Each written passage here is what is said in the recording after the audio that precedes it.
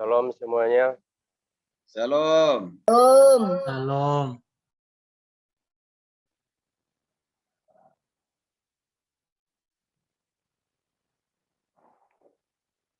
Terima kasih kesempatan yang telah diberikan kepada saya untuk membawakan firman Tuhan pada hari ini. Dan langsung saja kita buka Alkitab kita yang terambil dari kitab Ibrani pasal 13 ayat 5 sampai dengan ayat yang ke-8. Saya akan membacakan untuk kita semua dan izinkan saya membacakan judul perikop yang telah diberikan oleh Lembaga Alkitab Indonesia, yaitu Nasihat dan Doa Selamat. Ayat yang kelima. Janganlah kamu menjadi hamba uang dan cukupkanlah dirimu dengan apa yang ada padamu. Karena Allah telah berfirman, aku sekali-kali tidak akan membiarkan engkau dan aku sekali-kali tidak akan meninggalkan engkau. Sebab itu dengan yakin kita dapat berkata, Tuhan adalah penolongku, aku tidak akan takut. Apakah yang dapat dilakukan manusia terhadap aku? Ingatlah akan pemimpin-pemimpin kamu yang telah menyampaikan firman Allah kepadamu. Perhatikanlah akhir hidup mereka dan contohlah iman mereka. Yesus Kristus tetap sama baik kemarin maupun hari ini dan sampai selamanya. Dari nats yang telah kita baca ini, saya akan berikan tema yaitu belajar untuk merasa cukup. Pernah nggak sih kita mendengar pengakuan dari seseorang yang pengen banget sesuatu, atau pernah nggak kita berhasrat dengan sesuatu? Dari pertanyaan yang kedua ini, mungkin kita bilang nggak pernah. Tapi sadar nggak kita setiap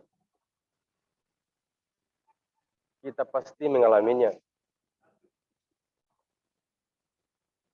Penulis kitab Ibrani ini dengan tegas mengingatkan umat Allah untuk belajar mencukupi dan menjauhkan diri dari supaya kita tidak menjadi hamba uang. Sebab uang bukanlah tujuan hidup satu-satunya yang dijadikan sebagai solusi. Bukan berarti kita tidak membutuhkan uang, melainkan uang bukanlah segalanya.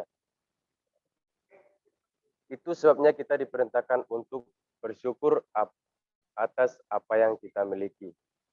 Oleh sebab itu, saya akan memberikan beberapa cara agar kita dapat memiliki perasaan rasa cukup berdasarkan Ibrani 13 ayat 5 sampai dengan ayat yang ke-8. Yang pertama, percaya bahwa Tuhan tidak membiarkan kita.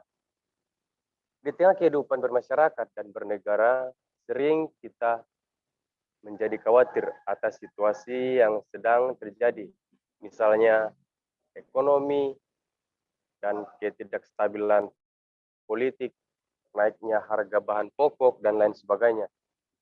Semuanya itu berpotensi mengancam kehidupan kita. Sebenarnya kekhawatiran kita itu manusiawi dan wajar, tetapi sebagai orang percaya, dapatkah kita meletakkan kekhawatiran itu di bawah kayu salib Kristus?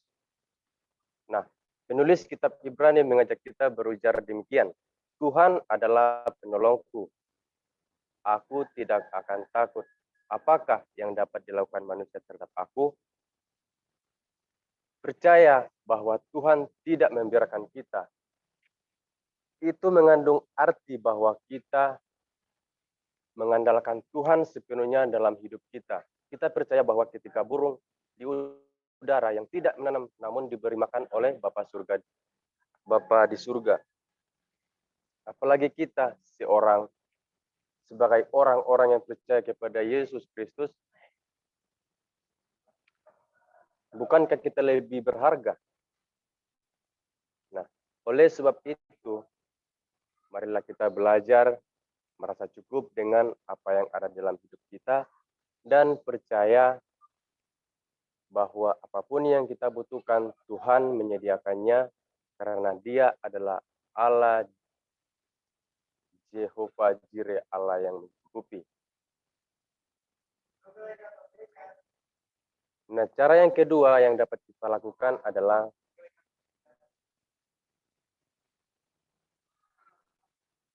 percaya bahwa Tuhan tidak berubah. Situasi di sekitar kita mungkin saja berubah drastis.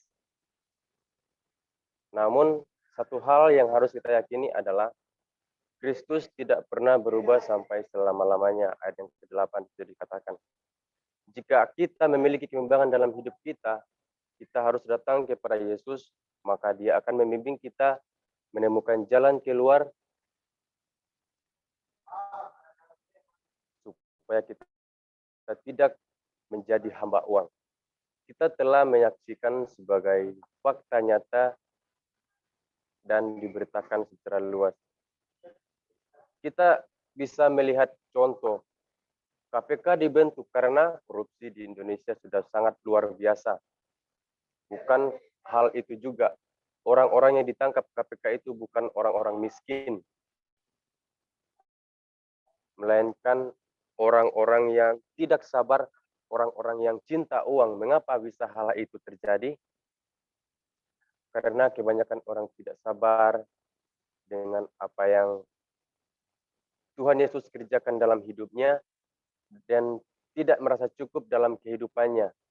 Mereka lebih memilih jalan pintas yang tanpa disadari itu semua menuju kehancuran.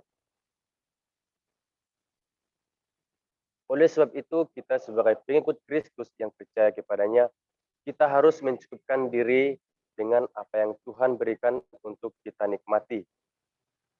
Allah setia dengan janjinya. Kita tidak akan dibiarkan atau ditinggalkan, termasuk dalam hal keuangan apapun itu, kita tidak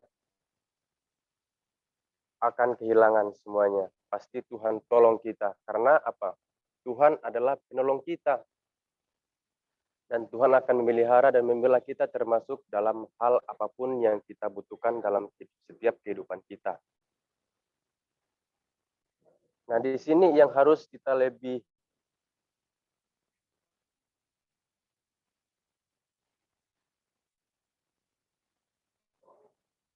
bertanggung-jawaban dalam hidup kita harus lebih sungguh-sungguh. Kita harus lebih sungguh-sungguh melakukan segala perintah Tuhan. Persekutuan pengikut Kristus bermakna saling membagi berkat. Supaya kita tidak